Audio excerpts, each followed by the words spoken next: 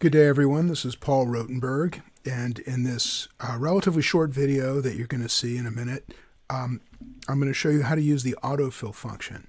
The autofill function is something that I use literally every time I turn on Excel. Doesn't matter whether I'm doing finance work or operations analysis for a fire department. Whatever it is, there's going to be some autofilling involved. And it's a super powerful tool. And so let's just jump right into it. I'm going to need some numbers to play with here. So I'm just going to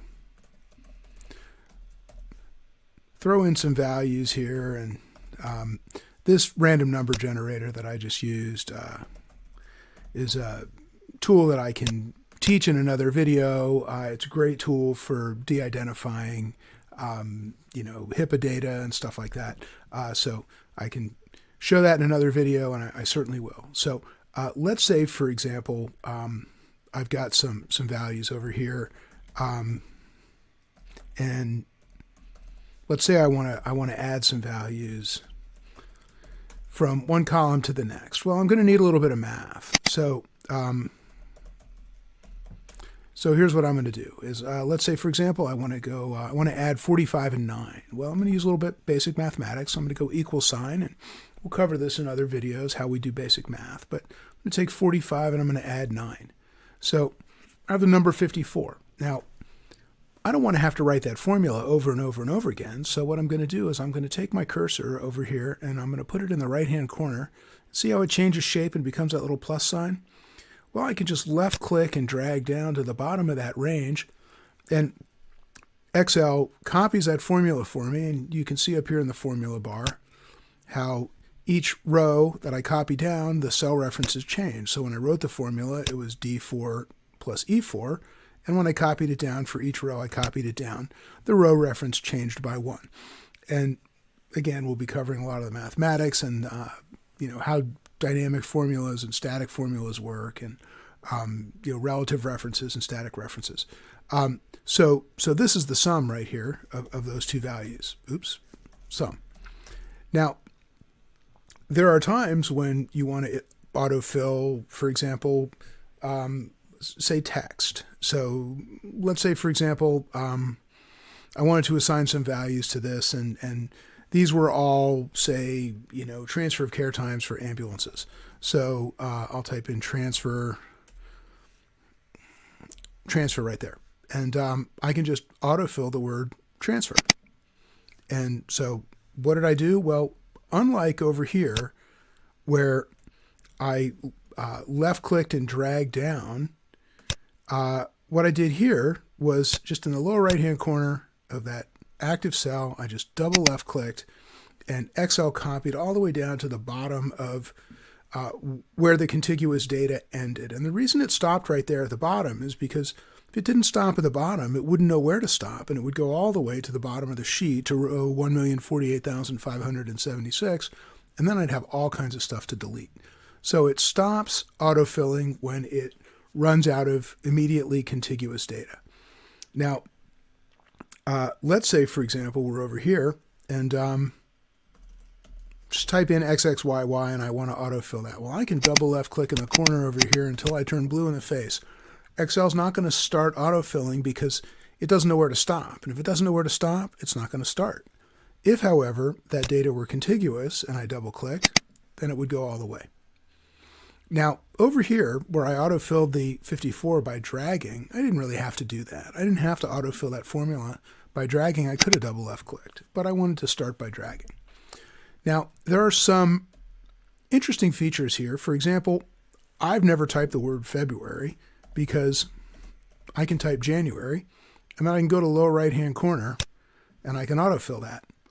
And I get February, March, April, May through December, and then you can see it starts over at January again. It's kind of a nice feature. Now, if I had done that here,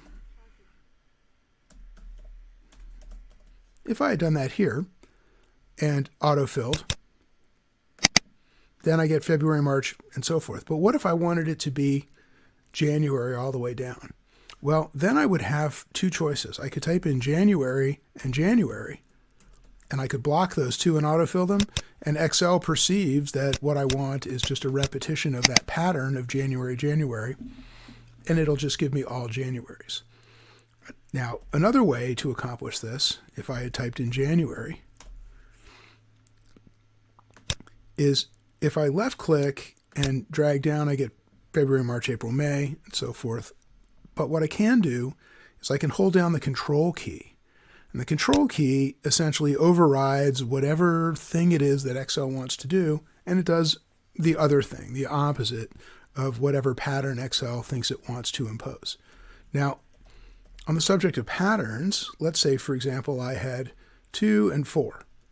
If I block 2 and 4, and I go to the lower right-hand corner, left-click, I can drag down, and I get 6, 8, 10, 12, etc. Now, if I had 2 and 4, and I block those two, and I double-clicked, then I'm going to get the same thing, 6, 8, 10, 12. If, however, I had 2 and 4, 2 and 4, and I blocked those two, and then I held down the Control key and drag down, then I get 2, 4, 2, 4, 2, 4, 2, 4. So it's another example of how the Control key can override a particular approach that Excel wants to default to and do maybe the other thing.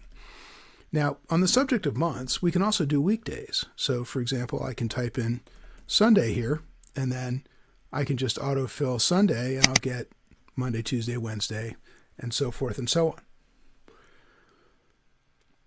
Now, there are lots of sort of other ways that you can use Excel to do autofilling. You can copy things laterally too. So, for example, if I left-click there, I can drag laterally, and I'll get Monday, Tuesday, Wednesday, Thursday, Friday, and so forth and so on.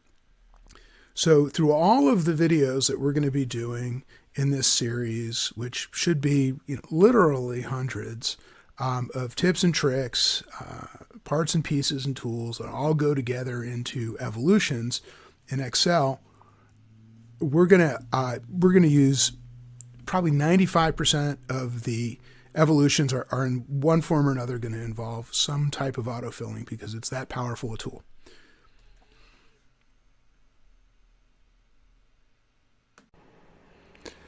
So hopefully this works out for you, and you'll use the autofill probably in every one of the evolutions that you do using Excel. Working with fire service data, you're going to end up using autofill in some form. And so in other videos, as part of the subscription service, we'll be covering all the mathematics and the different manipulations you can do with formulas and the way to put them all together into models that will help you do reporting on a periodic basis, testing for issues within your data and within your operations. So thanks for watching, and don't hesitate to get in touch if you have questions, and you know what to do if you want to subscribe.